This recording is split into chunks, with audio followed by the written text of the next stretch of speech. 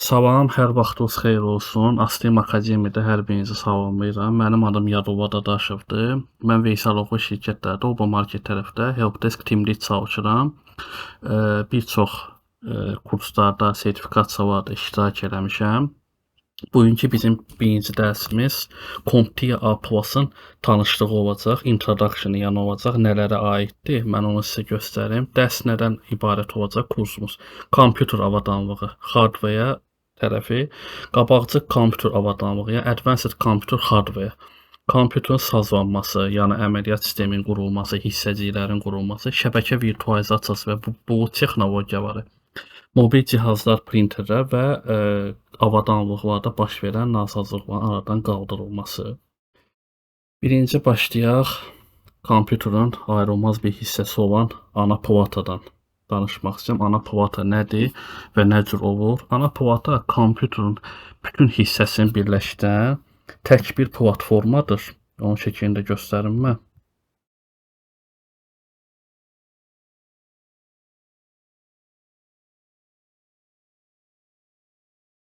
Bu sadə bir ana platadır, amma belə baxanda onun içində çoxlu hissəciklər var. Hansı nə üçün rol oynayır, mən hamısını izah eləyəcəm. Ana plata kompüterin bütün hissəsini birləşdirən bir platformadır. Sadə dillə desək, yəni hər bir cihazın, telefon, planşet, kompüter, notebook, hər birinin öz ana platası olur.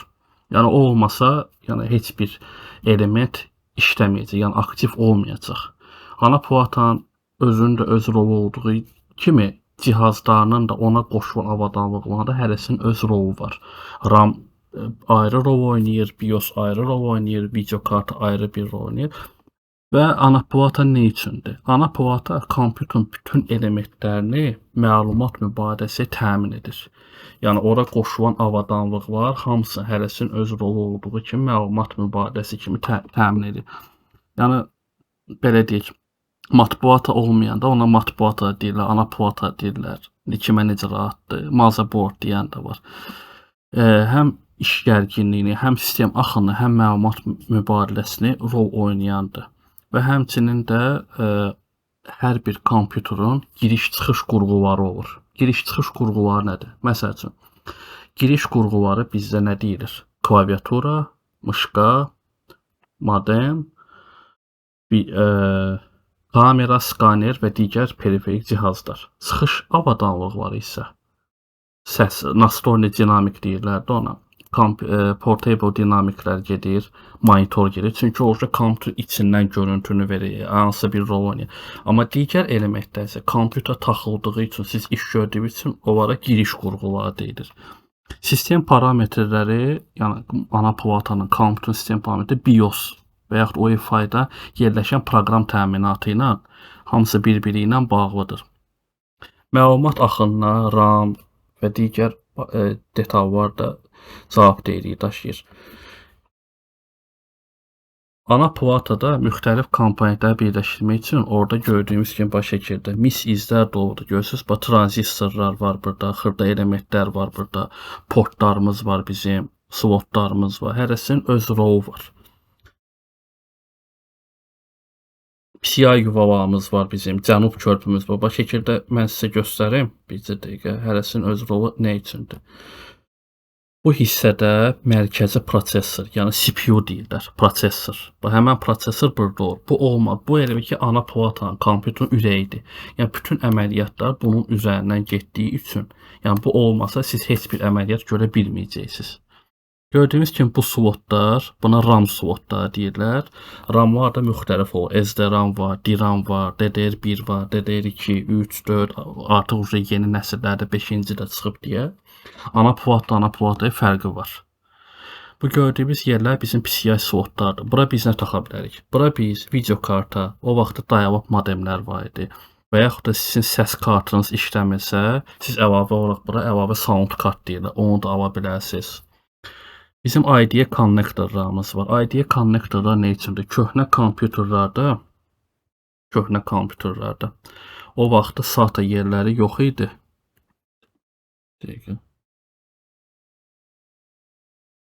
Şəkil görsənir. Şəkil görsənir hal-hazırda səndə. Görsənmir, tamam. İndi görsənir hal-hazırda.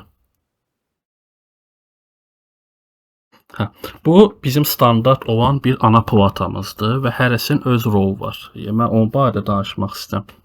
Bu hissəcik mərkəzi prosesor, yəni CPU-nun yuvasıdır. Buna LDA da deyirlər, soket də deyirlər buna. Yəni bu olmasa kompüterdə heç bir əməliyyat etmək mümkün deyil. Yəni bu kompüterin belə deyək, voru deyir, ürəyi deyilir və hər bir detalın öz rolu var. Baxın bu gördüyünüz göy yerlər kompüterin RAM yerləri, operativ yaddaş RAM, yəni random access memory deyirlər. RAM-ların müxtəlif cür rolları var. SRAM var, DRAM var, DDR1, DDR2, DDR3, DDR4 və təzə nəsillərdə artıq DDR5 hal-hazırda istifadə olunacaq. IDE konnektorlar. Bu iki konnektor nə üçündür? Köhnə nəsil kompüterlərdə SATA çıxışları olmadığı üçün o vaxt hard disklər, DVD-ROM-lar və floppy disklər bu yuvadan qidalanıb istifadə eləmək olurdu. Məsəl üçün sizin köhnə kompüteriniz var və DVD-ROM-u qoşmaq istəyirsiniz. Əlbəttə ki, DVD-ROM üçün bu port sizə uyğundur və yaxud da hard diskiniz var. Köhnə nəsil kompüterdə SATA yeri yoxdur. Siz məcbur olurdunuz bu IDE konnektora qoşurdunuz. PCI slotlar nə üçündür? PCI slotlara o vaxtı internetdən təzə-təzə çıxan vaxtında hər evdə o vaxt ADSL modem falan mövcud deyildi. Biz telefon kartı ilə daxil olurduq internetə. Dial-up sistemi deyirdilər ona və onun üçün xüsusi bu yuvalara taxılmış, yəni yuvalardan bir modem sistemi olurdu. Modem kart deyirdilər ona. Adi telefon şnuru taxılırdı onun arxasına. Bunun vasitəsilə biz internetə daxil ola bilirdik. Məsəl üçün, əgər sizin ana platanızda bu gördüyünüz bu hissədə səs kartımız, qırmızı yer mikrofondur, rekord eləmək üçün, yaşıl isə səsləndirmə kolonkadan məsələn musiqinin səsi çıxması üçün bu yuvaya taxılırdı. Bəzən elə olurdu ki, bu hissəcik belə deyək də səs kartı xərab olurdu və yaxud da nəsə bir texniki nasazlığı olanda əlavə sound kart deyirlər. Artıq o var, indi həm USB kimi də var. Və köhnələrdə bu hissəyə də taxıb istifadə etmək olurdu. TV tuner sistemi var idi. Onu da taxıb birbaşa misal üçün proqramlara falan televizordan baxmaq. Düzdür, o köhnə artıq versiya var. İndi hal-hazırda yeni nəsil kompüterlərdə HDMI portları var. Siz HDMI ilə və yaxud da VGA vasitəsilə televizora qoşub artıq həm kompüteri orada verib istifadə edə bilərsiniz. Northbridge haqqında setting barəsi var. Buna Severna Most ilə Cənub körpüsü bu mərkəzi prosesorla matbuat arzusu olan isitmə sistemindən olan roldur. AGP slotu isə bura video karta taxılır. Yəni hal-hazırda bizdə mövcud məşhur şirkətlərdən biri AMD şirkətidir. AMD-nin də video kartası olur və Nvidia şirkəti. Həmişə kompüterlərdə bəzi ana platalarda video kartı olmadığı üçün gördüyünüz bu hissəyə bu ana platanın belə deyək, radnoy zapas video karta portu. Yəni siz bura taxanda VGA-nın bir tərəfində monitora görüntü gəlir. Amma indiki bu təzə nəsillər, orta nəsillər əlavə video karta qoyulurdu. Nvidia və yaxud da AMD. Siz artıq bunun vasitəsilə qrafikanın daha da aydın görünüşünü görə bilirsiniz və bəzi oyun dəstəkləyən oyunları oynaya bilirsiniz. PSP portlar köhnə kompüterlərdə, köhnə nəsil belə deyək, ana plata prosesorlarda PS2 deyirlər buna. Bura biz adətən nə taxırdıq? Klaviatura və yaxud da mışqa. Həmişə də bunun simləri, telləri əyrilirdi deyə məcbur olurduq iynə ilə bir-bir düzəldib salırdıq ki, əlaqə olsun. Amma indi artıq yeni hardasa bir 10 il belə deyək, artıq yeni texnologiya bizə onu göstərir ki, artıq PS slotları olan klaviatura var, artıq mövcud deyil. Yalnız USB və yaxud da Bluetooth sistemi ilə, wirelesslə. CMOS backup batareya. CMOS yeri nə üçündür? Burada adətən saat daşı olur. 2032 modeli. Çoxlarında odur. Bu batareyka vasitəsilə siz hansısa bir əməliyyat elədiyiniz zaman BIOS-da və yaxud da adi elementar bir şeydir. Məsəl üçün siz kompüterin saatını dəyişdiniz. Məsəl üçün saat 17:12-dir və bir CMOS onu avtomatik öz yaddaşında o batareyka vasitəsilə yadda saxlayır. Əgər mən indi bu batareykanı çıxardım, batareyası istifadə edim, hər dəfə siz neysə dəyişəndə hansısa bir aya, məsəl üçün saatı, tarixi dəyişsəz, kompüter restart versə, o yaddaşda saxlamayacaq. Çünki o bateriyka yoxdur. O artıq hansısa bir əməliyyatı bilmir ki, hara qayd eləsin, hara saxlayıcı etsin də, belə deyək, o yerdə. Keçək bizim digər dəqiqə.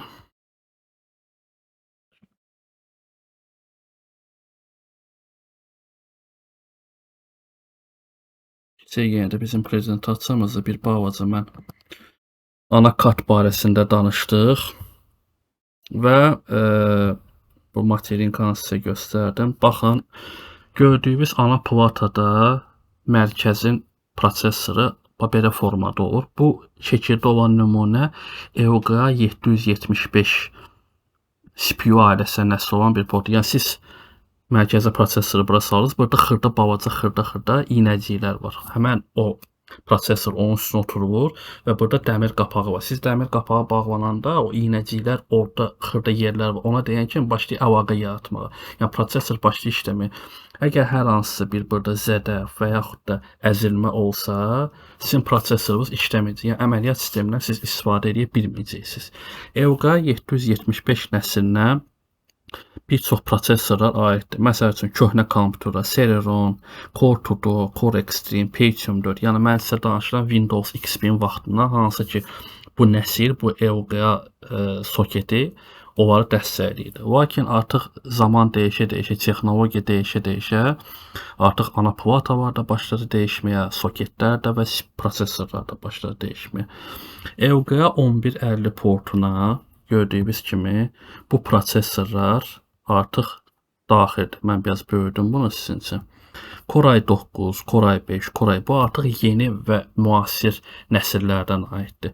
Məsəl üçün EUGA 1150 siz Core i9, Core i5, Core i7, Core i3 server üçün Intel Xeon, Xeon E və digər prosesorlar qoya bilər. Burada gördüyünüz kimi prosesorun öz məsəl üçün tak tezliyi 4 GHz-də maksimum 5-ə kimi qalxa bilir. Yəni bunda turbo sistemi var.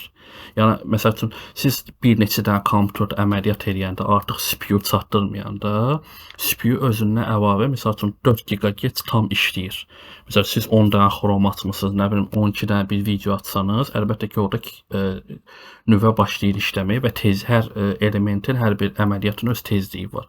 Və o dolmamaq üçün, sistemdə qızma verməmək üçün, sistemin yüklənməmək üçün əlavə max turbo frequency deyirlər. Yəni tezliyi artıra bilir. Görür ki, artıq dolmaq üzrədir. Əlavə özündən 1 GHz artıra bilir və hər bir prosesorun öz keş yaddaşı var. Radnoy belə deyək, standart olan tezliyi və əlavə artırılmaq şərti ilə tezlikləri var. EUGA buraxılış nəsillərini mən sizə nümunəsini deyim ki, məsəl üçün siz kompüter almaq istəyirsiniz, onu özünüz yığmaq istəyirsinizsə. Baxırsınız ki, ana platadır, standart bir ana platadır, amma mən nə bilim buna hansı prosesor gedəcək, hansı RAM uyğundur, hansı video karta uyğundur. Baxın, hər ana platanın öz EUGA soketi var. Burada kimi, məsəl üçün bu 775-dir. Burada başqası da ola bilər. Siz seçim eləmək üçün özünüzü çaşdırmamaq üçün baxın. Məsəl üçün EUGA 1366 2008-ci ildə yanıbdır. Bu soket arxitekturası Core i7 prosesor üçün nəzərdə tutulub. Yəni Core i7, məsəl üçün 8, 16 RAM siz rahatçılıqla istifadə edə bilərsiniz. EUGA 1156 2009-dan çıxıb Core i3, Core i5, Core i7. Məsəl üçün siz istəyirsiniz Core i3 yox, Core i5 eləmək istəyirsə, əlbəttə ki 1156 hər 3 nəslin prosesorunu dəstəkləyir.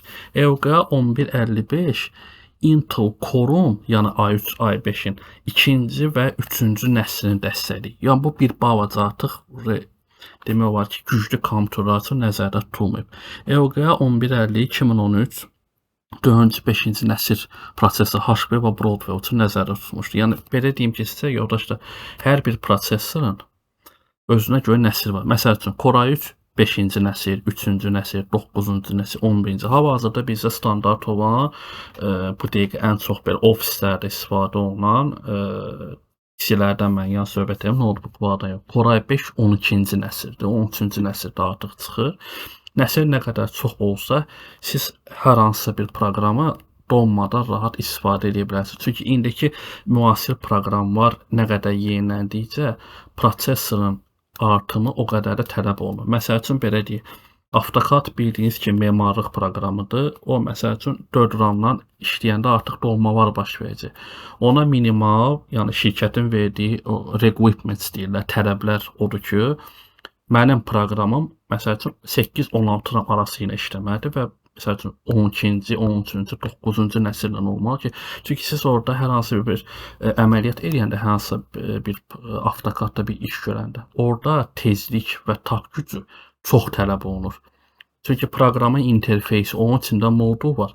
İndiki müasir nəsilli prosesorlar tələb edir. Məsəl üçün Koray 3 ikinci nəsildən, məsəl üçün mən atıram orada, siz GTA 5-i oynaya bilməyəcəksiniz. Çünki onun qrafikası, teksturası güclü olduğu üçün əlbəttə ki, sizə güclü videokarta, güclü prosesor və güclü RAM lazımdır ki, o bütün parametrlərə uyğun olsun və işləməyi stabil olsun. 2066 EOGAS-ın 1151 6-cı, 7-ci və gördüyünüz kimi 9-cu nəsil Intel prosesorları üçün nəzərdə tutulur. EOGA 2066 2017-ci ildə buraxılıb, yüksək masaüstü və server prosesorları üçün. Yəni bu server prosesorları iki cür olur. AMD EPIC və Intel Xeon. Serverə Koray 3, Koray 5 təəssüflər olsun ki, dəstəkləmir. Yalnız Intel Xeon nəsli və AMD EPIC nəsli üçün nəzərdə tutulubdur. EOGA 1200 2020-ci il buraxıb 10 və 11-ci Intel prosesorları. Artıq orada Koray 5 də gedir, Koray 7 də gedir və Koray 9 da gedir. Düzdür, Koray 9 təzə çıxıb. EOGA 1700 12-ci, 13-cü və 14-cü nəsil Alder Lake, Raptor Lake və Raptor Lake Refresh üçün. Yəni məsəl üçün siz adi bir Office kompüter istəyirsiniz, siz gərək elə bir ana plat alasınız ki, məsəl üçün mən orada istəyirəm Intel Koray 5, məsəl üçün 12-ci nəsil. Aha, buna RAM neçə lazımdır? Məsəl üçün standart 16 RAM DDR4. Yəni əsas siz bu parametrləri bilsəz, kompüteri yığmaq hansı plata, hansı prosesor uyğundur, hansı RAM, hansı parametr uyğundur deyə sizə artıq o çox rahat gələcək. Və mən biraz CPU barəsində danışmaq istəyirəm, yəni mərkəzi prosesor barəsində. CPU biz deyəndə həmişə ağlımıza nə gəlir, balaca belə bir prosesorda, hə, qoydun ora işləyir, amma çox təəssüf ki, onun da dərinlikləri var. Mən bir balaca onun dərinlikləri barəsində mən danışmaq istəyirəm, Google vasitəsilə sizə göstərəcəm.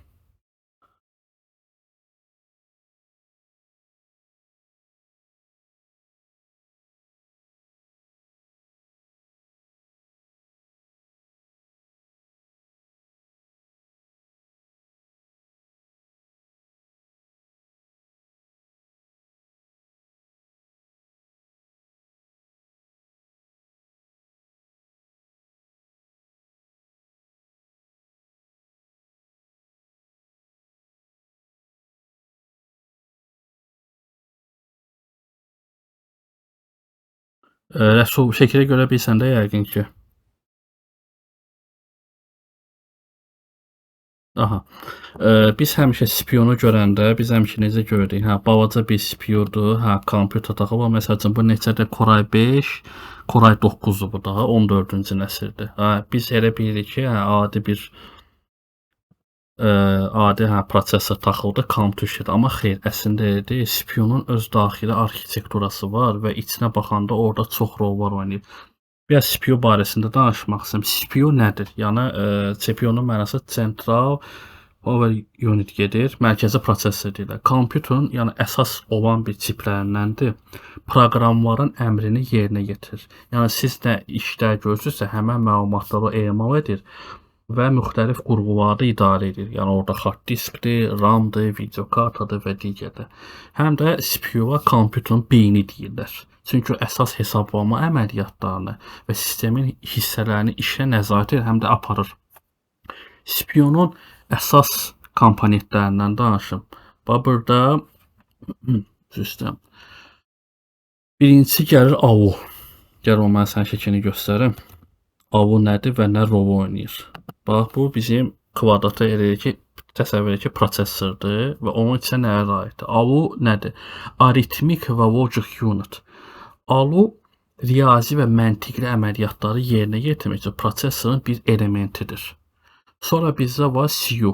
CPU prosesoru idarə edir, işini əlaqələndirir, məlumat və əmrləri yönləndirir. Reestr deyirlər.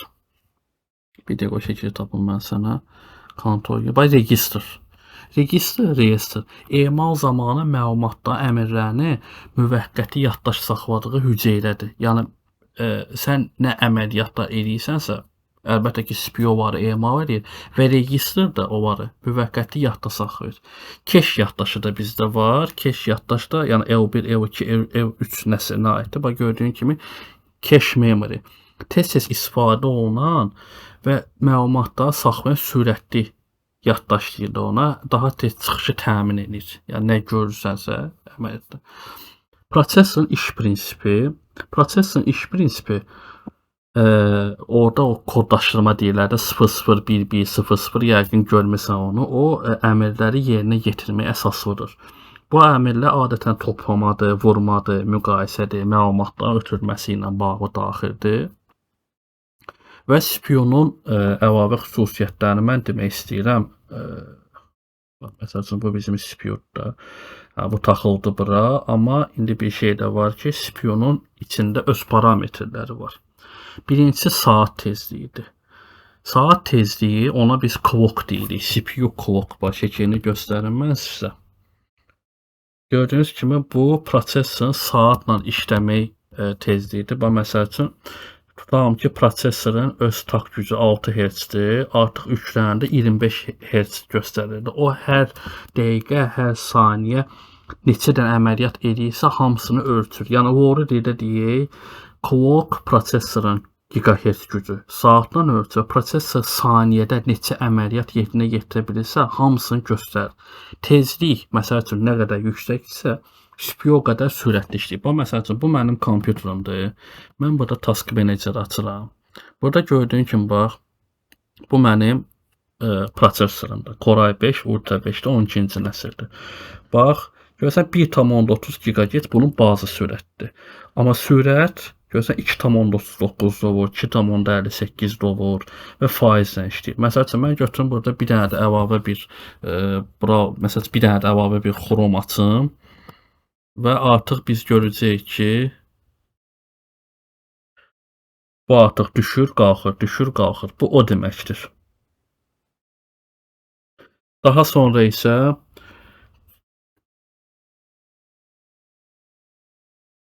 CPU clock.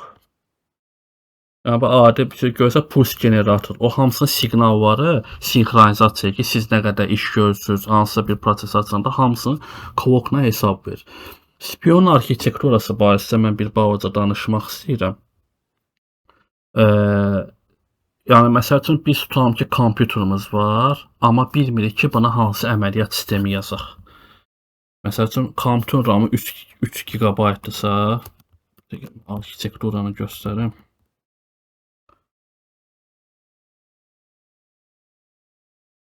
Bax, məsəl üçün, belə deyək, bir dənə təmiz şəkili olan olsun. Mən göstərim o şəkili.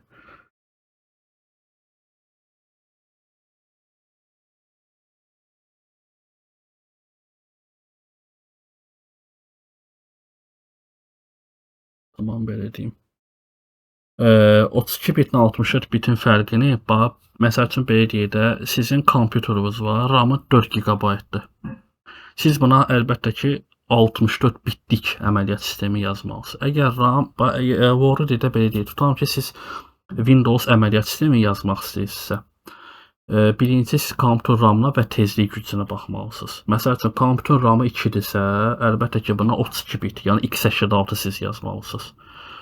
Əgər kompüter RAM-ı 4-dən yuxarıdırsa, əlbəttə ki, buna 64 bit yazılacaq. Çünki indiki savremenlə bu kompüterin parametri 64 bitlə proqramlar daha rahat və sürətli işləyir. Köhnə nəsil kompüterlər, məsələn, siz Windows 10 yaza bilməzsiniz. Yazacaqsa sadəcə başlayacaq orada donmalar verməyə, sistemdə gecikmələr, ilişmələr olacaq. Yəni, məsləhət olur ki, siz birinci hansını yazmaq istəyirsinizsə 32-60, birinci ilk növbədə RAM-la tezliyə baxın və ona uyğun qərar verin ki, mən buna hansı əməliyyat sistemini yazacağam, hansı əməliyyat sistemini yaza bilməyəcəm.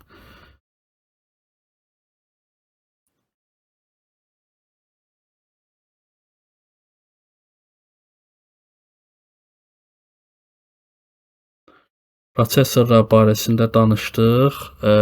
TDP-ləri bəyəndim. Arxitekturası nədən ibarətdir? Bu günlük hələlik birinci tanışlıq dərsimiz idi.